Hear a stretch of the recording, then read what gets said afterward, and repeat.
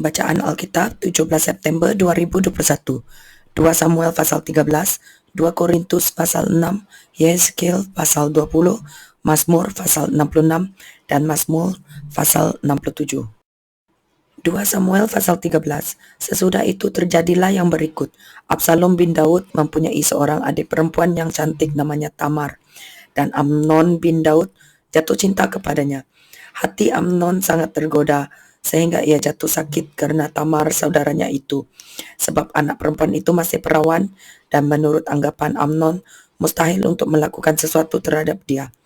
Amnon mempunyai seorang sahabat bernama Yonadab, anak Semia kakak Daud. Yonadab itu seorang yang sangat cerdik. Katanya kepada Amnon, "Hai anak raja, mengapa engkau demikian merana setiap pagi? Tidakkah lebih baik engkau memberitahukannya kepadaku?" Kata Amnon kepadanya, "Aku cinta kepada Tamar, adik perempuan Absalom, saudaraku itu."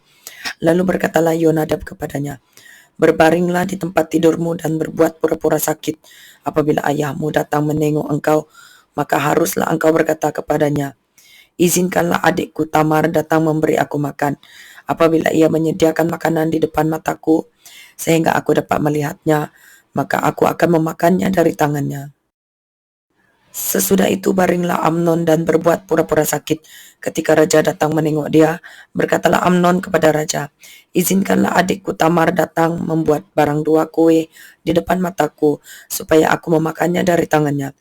Lalu Daud menyuruh orang kepada Tamar ke rumahnya dengan pesan, "Pergilah ke rumah Amnon kakakmu dan sediakanlah makanan baginya." Maka Tamar pergi ke rumah Amnon kakaknya yang sedang berbaring-baring. Lalu anak perempuan itu mengambil adonan, meremasnya dan membuat kue di depan matanya. Kemudian dibakarnya kue itu. Sesudah itu gadis itu mengambil kuali dan mengeluarkan isinya di depan Amnon, tetapi ia tidak mau makan. Berkatalah Amnon, "Suruhlah setiap orang keluar meninggalkan aku." Lalu keluarlah setiap orang meninggalkan dia. Lalu berkatalah Amnon kepada Tamar, "Bawalah makanan itu ke dalam kamar, supaya aku memakannya dari tanganmu." Tamar mengambil kue yang disediakannya itu, lalu membawanya kepada Amnon, kakaknya, ke dalam kamar. Ketika gadis itu menghidangkannya kepadanya supaya ia makan, dipegangnya lah gadis itu dan berkata kepadanya, "Marilah tidur dengan aku, adikku." Tetapi gadis itu berkata kepadanya, "Tidak kakakku, jangan perkosa aku, sebab orang tidak berlaku seperti itu di Israel. Janganlah berbuat noda seperti itu. Dan aku, kemanakah aku bawa kecemaranku? Dan engkau akan dianggap sebagai orang yang bebal di Israel. Oleh sebab itu, berbicaralah dengan raja, sebab ia tidak akan menolak memberikan aku kepadamu." Tetapi Amnon tidak mau mendengarkan perkataannya, dan sebab ia lebih kuat daripadanya, diperkosanya lah dia, lalu tidur dengan dia. Kemudian timbullah kebencian yang sangat besar pada Amnon terhadap gadis itu, bahkan lebih besar benci yang dirasanya kepada gadis itu daripada cinta yang dirasanya sebelumnya. Lalu Amnon berkata kepadanya, "Bangunlah, lenyaplah." Lalu berkatalah gadis itu kepadanya, "Tidak kakakku, sebab menyuruh aku pergi adalah lebih jahat daripada apa yang telah kau lakukan kepadaku tadi." Tetapi Amnon tidak mau mendengarkan dia. Dipanggilnya orang muda yang melayani dia. Katanya, "Suruhlah perempuan ini pergi daripadaku dan kuncilah pintu di belakangnya." Gadis itu memakai baju kurung yang maha indah, sebab demikianlah putri-putri raja yang masih perawan berpakaikan baju kurung panjang. Kemudian pelayan itu menyuruh dia keluar, lalu mengunci pintu di belakangnya. Lalu Tamar menaruh abu di atas kepalanya, mengoyakkan baju kurung yang maha indah yang dipakainya, meletakkan tangannya di atas kepalanya, dan pergilah ia sambil meratap dengan nyaring. Bertanyalah Absalom kakaknya kepadanya, "Apakah Amnon kakakmu itu bersetubuh dengan engkau? Maka sekarang adikku, diamlah saja. Bukankah ia kakakmu? Janganlah begitu memikirkan perkara itu." Lalu Tamar tinggal di rumah Absalom kakaknya itu seorang diri. Ketika segala perkara itu didengar Raja Daud, sangat marahlah ia. Dan Absalom tidak berkata-kata dengan Amnon, baik tentang yang jahat maupun tentang yang baik. Tetapi Absalom membenci Amnon, sebab ia telah memperkosa Tamar adiknya. Sesudah lewat 2 tahun, Absalom mengadakan pengguntingan bulu domba di Baal Hazor, yang dekat kota Efraim. Lalu Absalom mengundang semua anak raja. Kemudian Absalom menghadap raja lalu berkata, "Hambamu ini mengadakan pengguntingan bulu domba. Kiranya raja dan pegawai-pegawainya ikut bersama-sama dengan hambamu ini. Tetapi raja berkata kepada Absalom, "Maaf anakku, jangan kami semua pergi, supaya kami jangan menyusahkan engkau." Lalu Absalom mendesak, tetapi raja tidak mau pergi, ia hanya memberi restu kepadanya. Kemudian berkatalah Absalom, "Kalau tidak, izinkanlah kakakku Amnon pergi bersama kami." Tetapi raja menjawabnya, "Apa gunanya ia pergi bersama-sama dengan engkau?" Tetapi ketika Absalom mendesak, diizinkannya lah Amnon dan semua anak raja pergi beserta dia. Lalu Absalom memerintahkan orang-orangnya demikian, "Perhatikan, apabila hati Amnon menjadi gembira karena anggur, dan aku berkata kepadamu, paranglah Amnon, maka haruslah kamu membunuh dia. Jangan takut, bukankah aku yang memerintahkannya kepadamu? Kuatkanlah hatimu, dan tunjukkanlah dirimu sebagai orang yang gagah perkasa." Orang-orang Absalom memperlakukan Amnon seperti yang diperintahkan Absalom. Lalu bangunlah semua anak raja itu, mereka menaiki bagalnya masing-masing dan melarikan diri. Mereka masih di tengah jalan ketika kabar sampai kepada Daud demikian, "Absalom telah membunuh semua anak raja, tidak ada seorang pun dari mereka yang lolos." Lalu bangunlah raja, dikoyakkannya pakaiannya dan berbaring di lantai, dan semua pegawainya yang hadir padanya mengoyakkan pakaian mereka.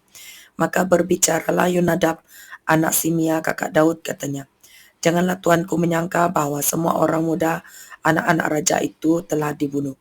Hanya Amnon yang mati, sebab hal itu telah terlihat pada air muka Absalom, sejak Amnon memperkosa Tamar adiknya. Jadi janganlah tuanku raja menaruh pikiran dalam hatinya bahwa semua anak raja itu sudah mati, sebab hanya Amnon yang mati." Absalom melarikan diri. Ketika orang yang berjaga-jaga melayangkan pandangnya, maka terlihatlah olehnya sejumlah besar orang datang dari jurusan Horonaim sepanjang sisi pegunungan. Berkatalah Yonadab kepada raja, "Lihat, anak-anak raja datang. Benar seperti kata hambamu ini." Baru saja ia habis berkata, datanglah anak-anak raja itu. Mereka menangis dengan suara nyaring. Juga raja dan semua pegawainya menangis dengan amat keras. Absalom telah melarikan diri dan telah pergi kepada Talmai bin Amihur, raja negeri Gesur. Dan Daud berduka cita berhari-hari lamanya karena anaknya itu. Absalom telah melarikan diri dan telah pergi ke Gesur. Ia tinggal di sana 3 tahun lamanya. Lalu raja tidak lagi marah terhadap Absalom, sebab kesedihan hatinya karena kematian Amnon telah surut. 2 Korintus pasal 6. Sebagai teman-teman sekerja, kami menasihatkan kamu supaya kamu jangan membuat menjadi sia-sia kasih karunia Yahweh yang telah kamu terima. Sebab Yahweh berfirman, "Pada waktu aku berkenan, aku akan mendengarkan engkau, dan pada hari aku menyelamatkan, aku akan menolong engkau." Sesungguhnya waktu ini adalah waktu perkenanan itu. Sesungguhnya hari ini adalah hari penyelamatan itu. Dalam hal apapun, kami tidak memberi sebab orang tersandung, supaya pelayanan kami jangan sampai dicela. Sebaliknya, dalam segala hal kami menunjukkan bahwa kami adalah pelayan Yahweh, yaitu dalam menahan dengan penuh kesabaran dalam penderitaan, kesesakan, dan kesukaran, dalam menanggung dera, dalam penjara dan kerusuhan, dalam berjerih payah, dalam berjaga-jaga dan berpuasa, dalam kemurnian hati, pengetahuan, kesabaran, dan kemurahan hati, dalam Roh Kudus dan kasih yang tidak munafik, dalam pemberitaan kebenaran dan kekuasaan Yahweh, dengan menggunakan senjata-senjata keadilan untuk menyerang ataupun untuk membela, ketika dihormati dan ketika dihina, ketika diumpat atau ketika dipuji, ketika dianggap sebagai penipu namun dipercayai, sebagai orang yang tidak dikenal namun terkenal, sebagai orang yang nyaris mati dan sungguh kami hidup, sebagai orang yang dihajar namun tidak mati, sebagai orang berduka cita namun senantiasa bersuka cita, sebagai orang miskin namun memperkaya banyak orang, sebagai orang tak bermilik sekalipun kami memiliki segala sesuatu. Hai orang Korintus, kami telah berbicara terus terang kepada kamu, hati kami terbuka lebar-lebar bagi kamu. Dan bagi kamu ada tempat yang luas dalam hati kami, tetapi bagi kami hanya tersedia tempat yang sempit di dalam hati kamu. Maka sekarang supaya timbal balik, aku berkata seperti kepada anak-anakku, bukalah hati kamu selebar-lebarnya. Janganlah kamu merupakan pasangan yang tidak seimbang dengan orang-orang yang tak percaya. Sebab persamaan apakah terdapat antara kebenaran dan kedurhakaan? Atau bagaimanakah terang dapat bersatu dengan gelap? Persamaan apakah yang terdapat antara Kristus dan Belial? Apakah bagian bersama orang-orang percaya dengan orang-orang tak percaya? Apakah hubungan bait Yahweh dengan berhala? Karena kita adalah bait dari Yahweh yang hidup menurut firman Yahweh ini. Aku akan diam bersama-sama dengan mereka dan hidup di tengah-tengah mereka. Dan aku akan menjadi Yahweh mereka dan mereka akan menjadi umatku. Sebab itu keluarlah kamu dari antara mereka dan pisahkanlah dirimu dari mereka, firman Tuhan. Dan janganlah menjamah apa yang najis, maka aku akan menerima kamu. Dan aku akan menjadi bapamu dan kamu akan menjadi anak-anakku laki-laki dan anak-anakku perempuan. Demikianlah firman Tuhan yang Maha Kuasa. Yeskel pasal 20. Pada tahun ketujuh dalam bulan yang kelima, pada tanggal 10 bulan itu, datanglah beberapa orang dari tua-tua Israel untuk meminta petunjuk daripada Tuhan dan duduk di hadapanku. Lalu datanglah firman Tuhan kepadaku, hai anak manusia, berbicaralah kepada tua-tua Israel dan katakanlah kepada mereka, beginilah firman Tuhan Yahweh, apakah kamu datang untuk meminta petunjuk daripadaku? Demi aku yang hidup, aku tidak mau kamu meminta petunjuk daripadaku. Demikianlah firman Tuhan Yahweh. Maukah engkau menghakimi mereka, hai anak manusia? Maukah engkau menghakimi mereka?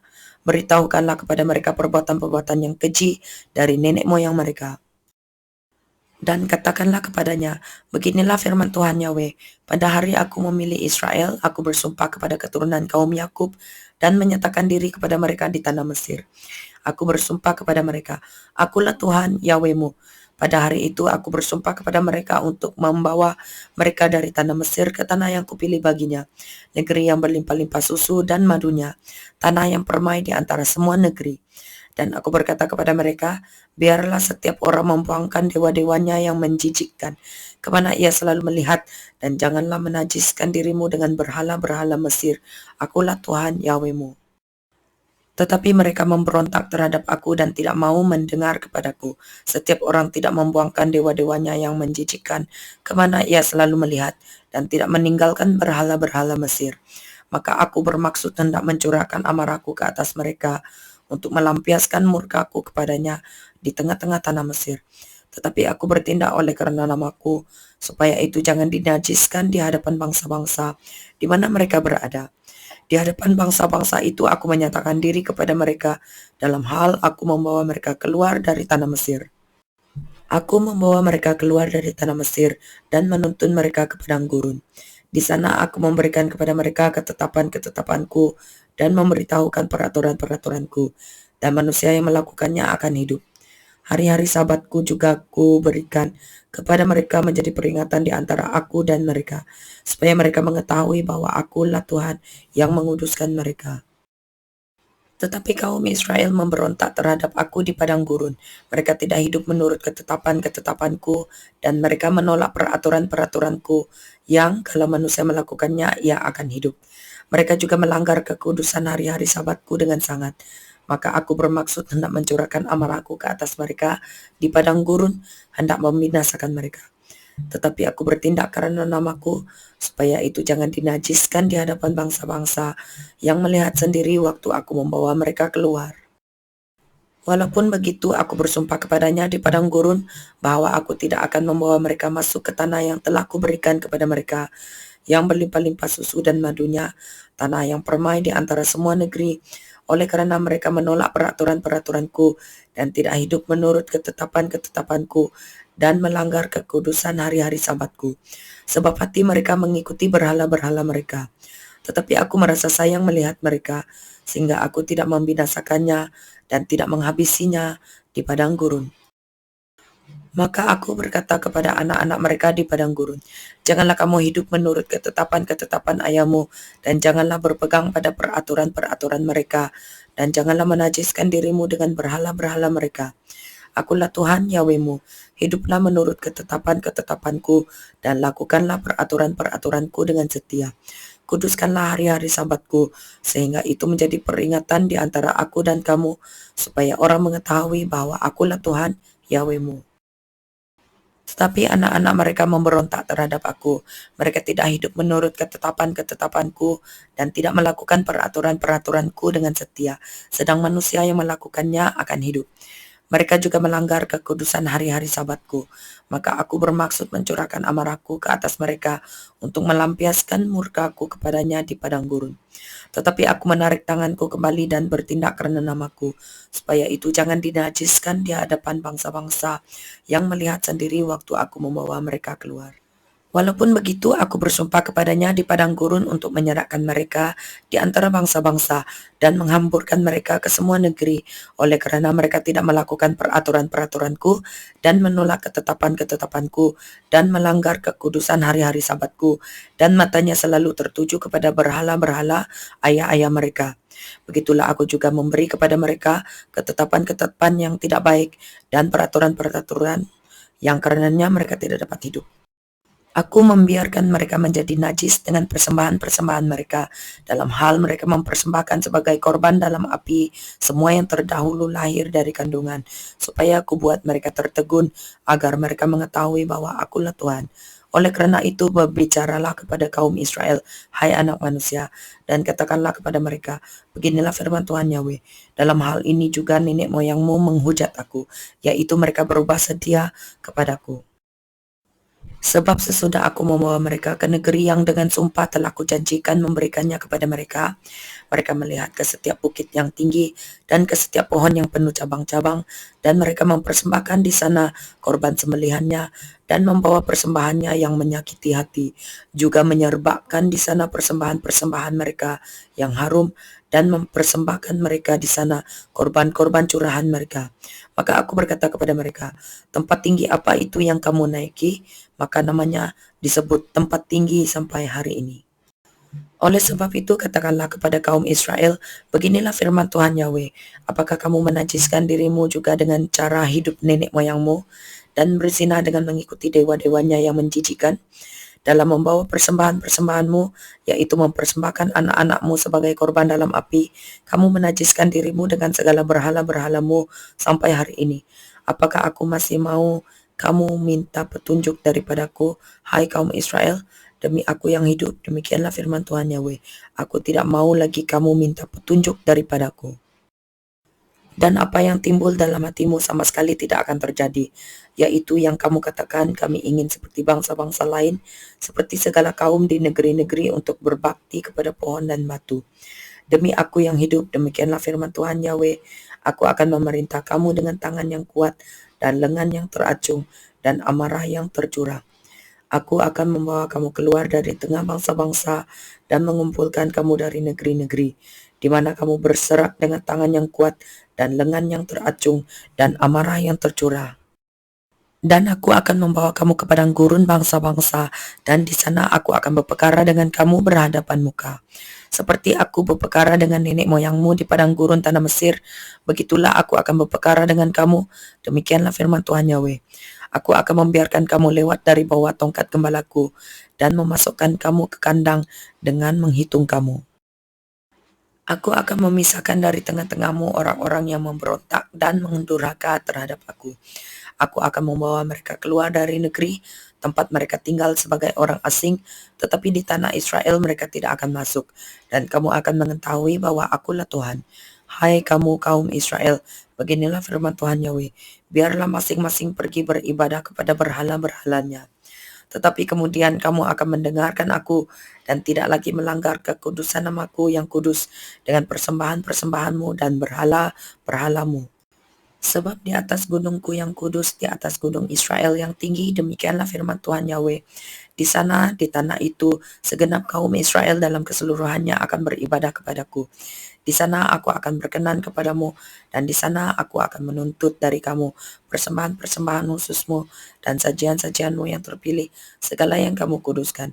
Seperti kepada persembahan yang harum, aku berkenan kepadamu pada waktu aku mengeluarkan kamu dari tengah bangsa-bangsa dan mengumpulkan kamu dari negeri-negeri di mana kamu berserak, dan aku akan menunjukkan kekudusanku kepadamu di hadapan bangsa-bangsa.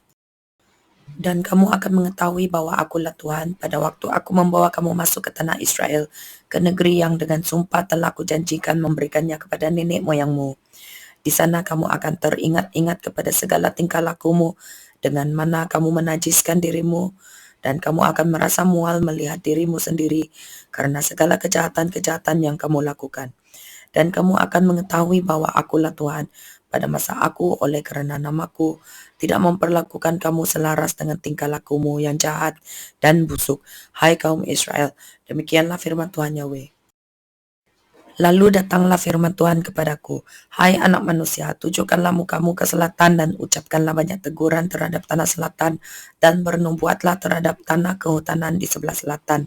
Dan katakanlah kepada hutan di sebelah selatan, dengarlah firman Tuhan. Beginilah firman Tuhan Yahweh, lihat, aku akan menyalakan api di dalammu yang akan memakan habis setiap pohon yang hidup padamu dan setiap pohon yang layu kering. Apinya yang sedang bernyala-nyala tidak akan padam, dan semua muka dari selatan sampai utara akan terbakar kepanasan olehnya. Dan setiap manusia akan melihat bahwa aku Tuhanlah yang memasangnya. Api itu tidak akan padam. Lalu aku berkata, aduh Tuhan Yahweh, mereka berkata tentang aku, apakah ia tidak hanya mengucapkan kata-kata sindiran? Mazmur pasal 66. Untuk pemimpin biduan nyanyian Mazmur. Bersorak-sorailah bagi Yahweh hai seluruh bumi. Mazmurkanlah kemuliaan namanya. Muliakanlah dia dengan puji-pujian.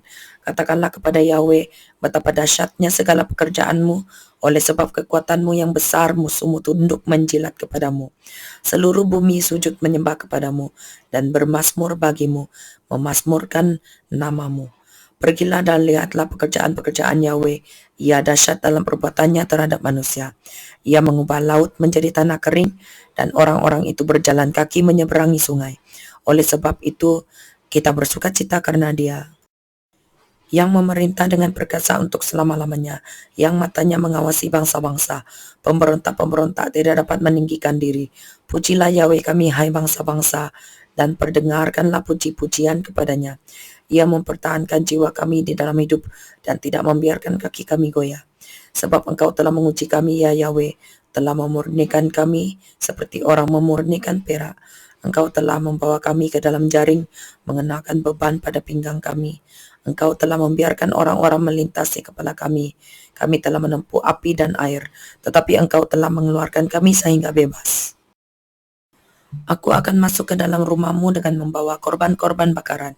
Aku akan membayar kepadamu nazarku yang telah diucapkan bibirku dan dikatakan mulutku pada waktu aku susah. Korban-korban bakaran dari binatang gemuk akan kupersembahkan kepadamu. Dengan asap korban dari domba-domba jantan, aku akan menyediakan lembu-lembu dan kambing-kambing jantan. Marilah, dengarlah, hai kamu sekalian yang takut akan Yahweh. Aku hendak menceritakan apa yang dilakukannya terhadap diriku. Kepadanya aku telah berseru dengan mulutku, kini dengan lidahku aku menyanyikan pujian. Seandainya ada niat jahat dalam hatiku, tentulah Tuhan tidak mau mendengar. Sesungguhnya Yahweh telah mendengar. Ia telah memperhatikan doa yang kuucapkan. Terpujilah Yahweh yang tidak menolak doaku dan tidak menjauhkan kasih setianya daripadaku. Mazmur pasal 67. Untuk pemimpin biduan dengan permainan kecapi, mazmur nyanyian. Kiranya Yahweh mengasihani kita dan memberkati kita. Kiranya Ia menyinari kita dengan wajahnya, supaya jalanmu dikenal di bumi dan keselamatanmu di antara segala bangsa. Kiranya bangsa-bangsa bersyukur kepadamu, ya Yahweh. Kiranya bangsa-bangsa semuanya bersyukur kepadamu. Kiranya suku-suku bangsa bersukacita dan bersorak-sorai, sebab engkau memerintah bangsa-bangsa dengan adil dan menuntun suku-suku bangsa di atas bumi. Kiranya bangsa-bangsa bersyukur kepadamu, ya Yahweh. Kiranya bangsa-bangsa semuanya bersyukur kepadamu. Tanah telah memberi hasilnya. Yahweh, Yahweh kita, memberkati kita. Yahweh memberkati kita. Kiranya segala ujung bumi takut akan Dia.